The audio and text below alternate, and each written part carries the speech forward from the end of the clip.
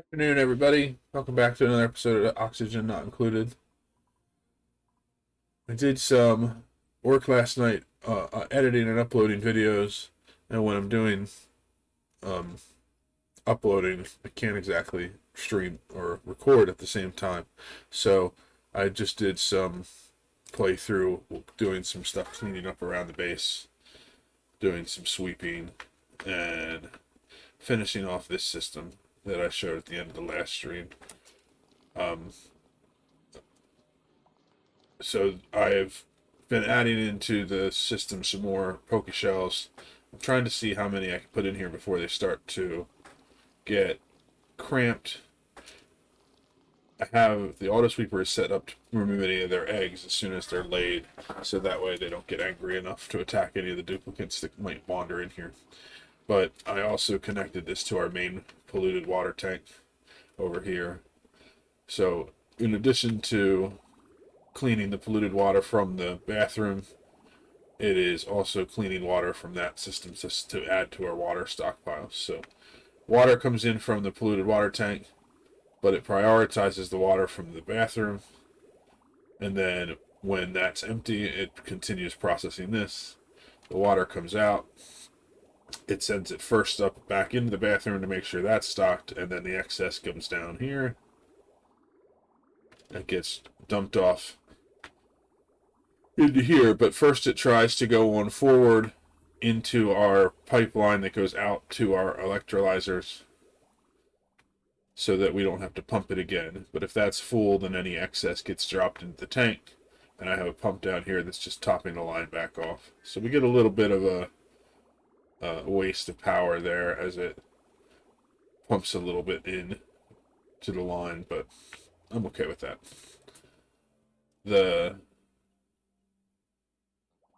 so the net gain on water is pretty steady, so we're slowly filling this water tank back up.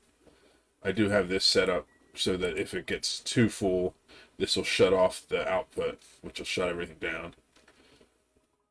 I don't think we're going to get to that point, but if we do, I'll have to worry about how we're going to handle the keeping the bathroom running. But we'll deal with that problem when we get to it.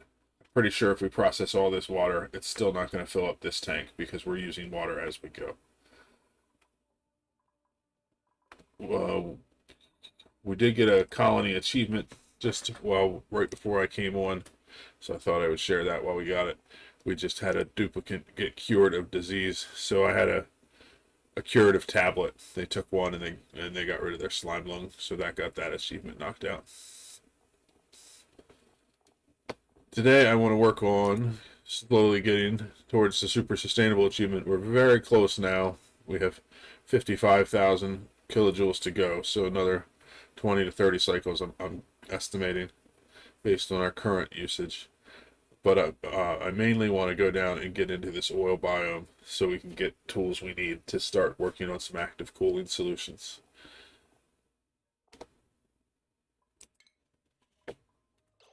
While we were letting the base cleanup go, we also did a little bit of expansion at the top. We came up here. This is where we got all those poke shells out of this biome, and we slowly started expanding all the way to the edge.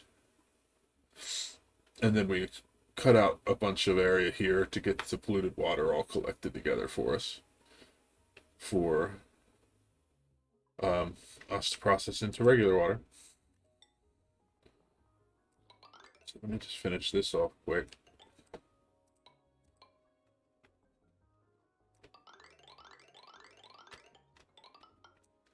So when I do the scaffolding, I would just try to keep it 4 apart because that's the best distance that the duplicates can reach. And I just kind of keep ladders going up and down along the sides. You know, I can always pull them out later. For here, I'm just trying to go down to this level where I blocked off that ladder for the time being, so that all this water will collect here and work its way down into this tank. I was also putting a block here for that purpose. Close off here just to make sure it doesn't flow back.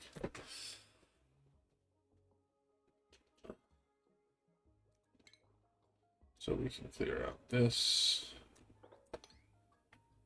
That means we can clear out all of this up here.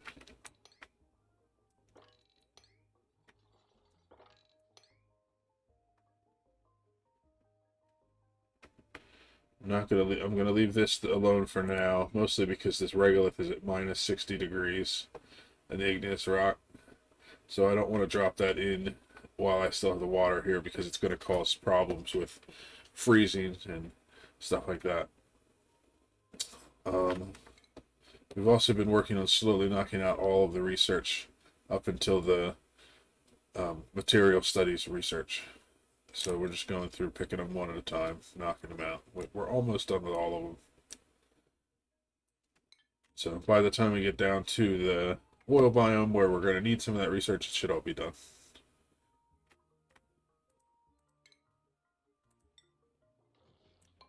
One thing that was interesting that I didn't think to do is I was trying to capture these puka shells up here, and they just would not get wrangled, and I didn't know what the problem was.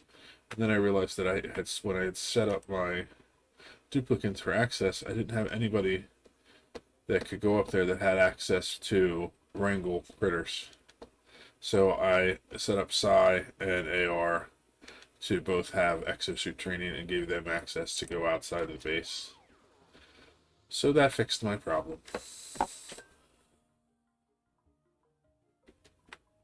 Okay. So let's look down here and see what we got. We were working on clearing out this spot. Basically, the idea was I was going to have this down here fill up with water that came down the ladder, and then we could move over to the right here. I don't mind this being a mixed tank of water because I can sort it later. So what I might do is come at this salt biome from the top, seal this up, so that I can get all this salt water to drain over on this side of that abyssalite barrier, so I can break in through here.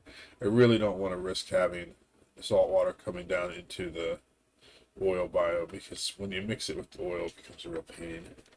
So I think that's what we're going to set up next.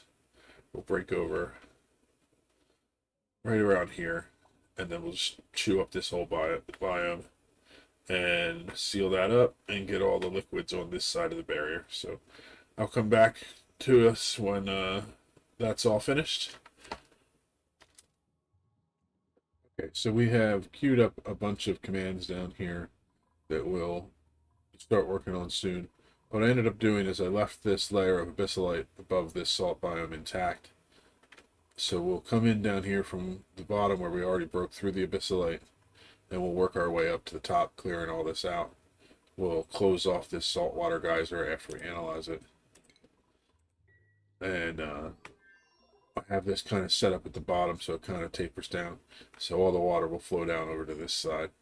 And then we need to work on getting a little tank here set up just to store all that liquid.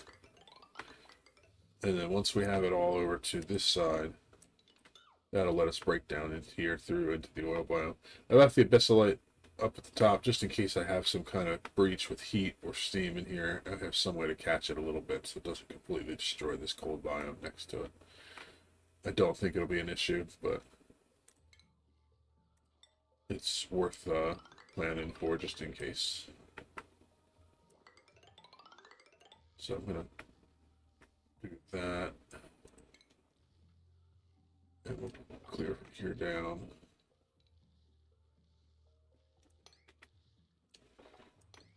Same thing on this side.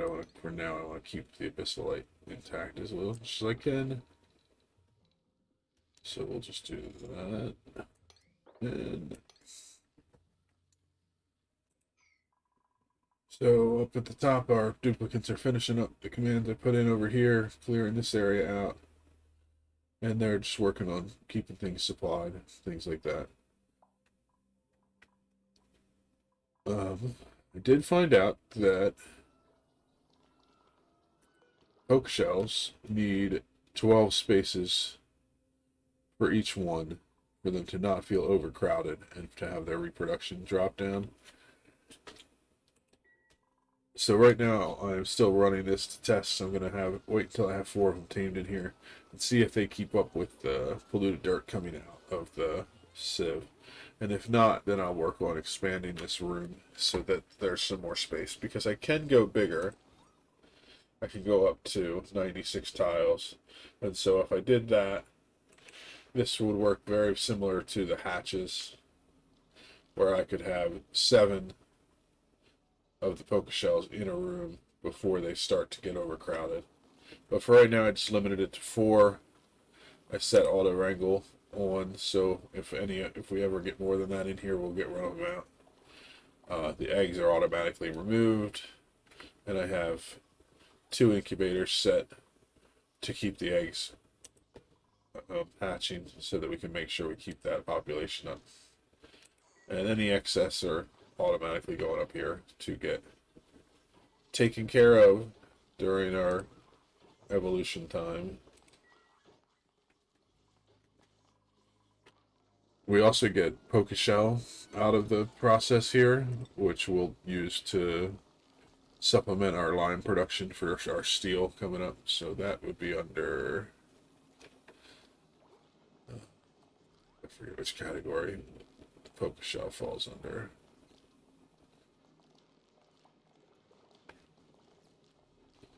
Let's see. So eggshell is one of the things we can use for that. We have quite a bit of that. But it's nice to have a renewable source of lime. Where in the heck is it?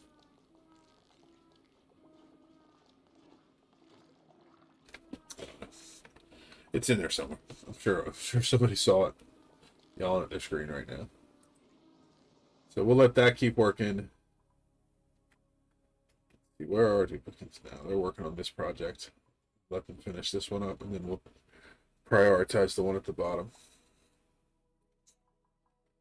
This tank is starting to get bigger, so I have put in a airflow tile wall here so that liquid stops spilling over, but the polluted oxygen can work its way out to hit the deodorizers.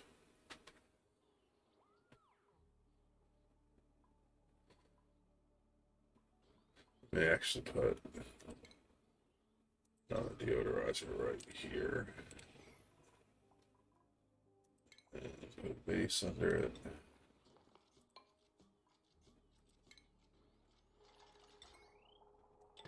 Some power up to it. Instead of having all down on one level. I found that if you space them out 4 blocks apart, like on the different levels that I already have set up, you end up getting pretty much all of the flow, because if you look at the area that the deodorizer covers, it goes 2 blocks up, 2 blocks in every direction. So if I have this one here and this one here, we're covering every area. So as polluted oxygen works its way through, it'll get picked up by one or the other. You can, double them up to make sure you get everything so you don't have any polluted oxygen come out, but I'm not too fussed about it. Another round of research is finished. Let's see where we're at. I'm literally just working my way up the line, so we'll do this one next, which gives us the ability to do the next level of research.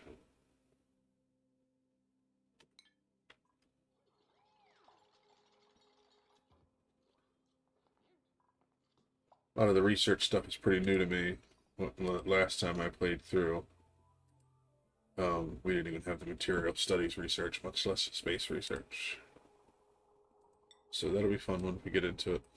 Learning new stuff is always cool.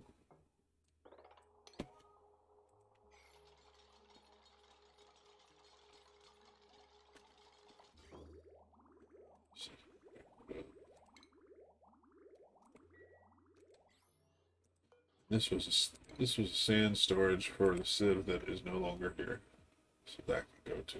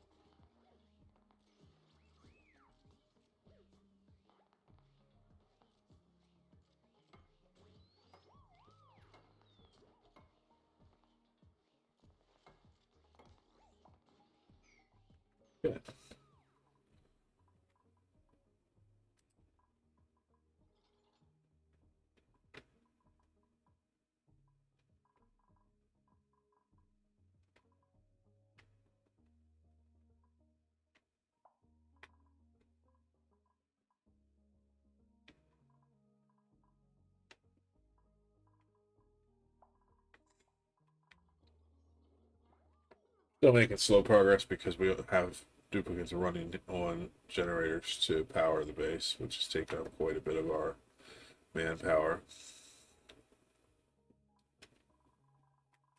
But we are very, very close to being able to get rid of those and switch it out for coal generation.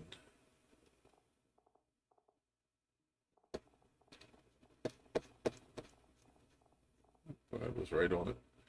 204, so getting there, very, very close. So, okay, I will come back to you once we have this job finished and we are finished with the job down here and we're ready to go into the oil biome.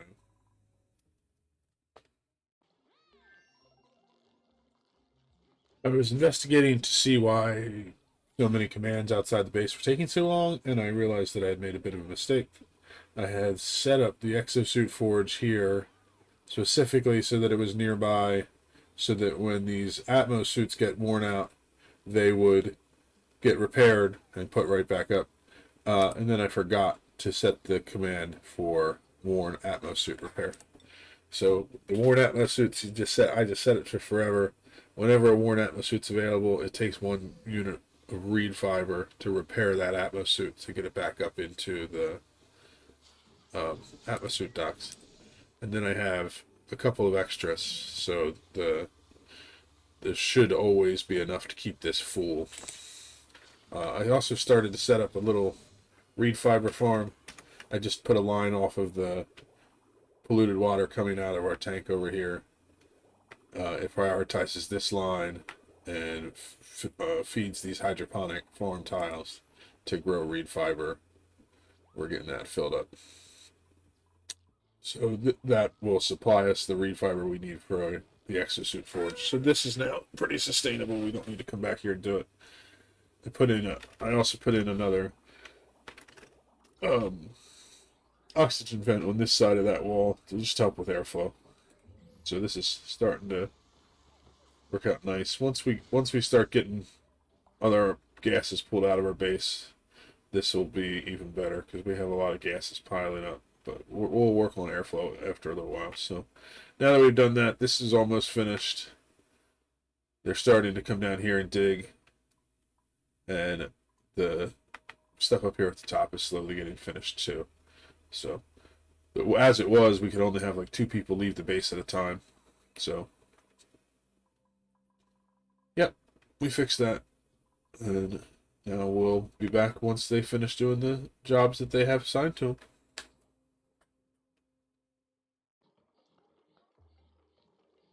Decided after all that I wanted to change up the way that this plumbing was working in our main water tank, because it was really bugging me that water would vent out and immediately get picked up by the pump. And I figured while I'm doing it, I might as well make some advanced stuff. So what I've done is water comes in, it goes over the vent first. So if there's space here, it'll continue on. It'll come down here. Same setup here. It takes the water from this line first, puts it in, and it won't use any water from the pump until this line runs dry. And then water gets put into these liquid tanks, which just daisy chain so that we have a total of, let's see, these hold 5,000 apiece, so that's 25,000 kilograms of water in the tanks that will back up once this line gets filled again. And it'll continue to fill that up from the line coming out of this way. So basically, that water will be stored there ready to be used rather than getting pumped on demand, reducing the amount of power we're using. And then once all that is filled up, then water will start coming out of the liquid vent. And I have these just kind of sitting in the water because it'll help with the temperature transfer. All this liquid inside the reservoirs and outside will equalize. And as long as we can keep putting cool water in here, it'll keep it nice and cold.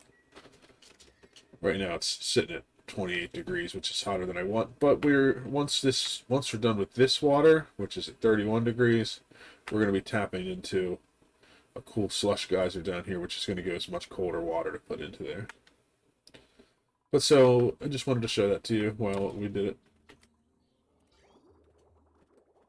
So it's backing up. This is only pulling up water to fill up whatever water we're not getting from the sieve, which is some, but it's not a lot. So, and once this backs up a little more, it'll be even more, but it'll take a while for it to do that because we're processing water through the electrolyzers pretty quickly.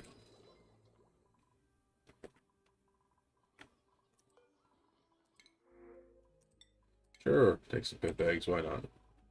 And also, we are almost done with our research for the advanced research. So all we have left is these 3 tiles here, and then this one. And then to do any more research, we'll have to set up the material studies research with the rad bolt generator before we can go any further, which won't be difficult to set up. But I don't really need any of the technology for it quite yet. Once I get into the oil biome, I definitely will need to set that up though, because we'll need to unlock. I think that they have. Pretty sure, yeah. We have now steam turbines, and that technology is all gated behind that research. So, oops, I accidentally clicked off the. So.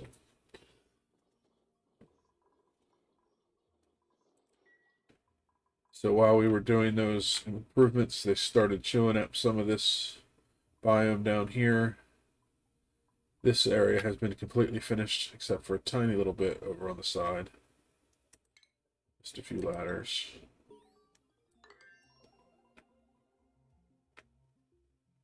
And you can see all the water drain down into this tank, just kind of like I wanted to. Eventually we're going to have water on the top, which will break some of my systems, but we'll deal with that when we get to it. So, again, we'll let it keep on chugging away until this area is finished. And come back after that.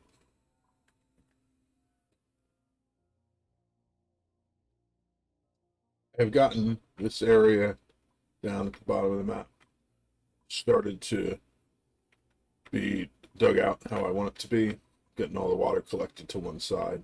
Still have a little bit more to go. We have finished taming this geyser, or analyzing it, I mean,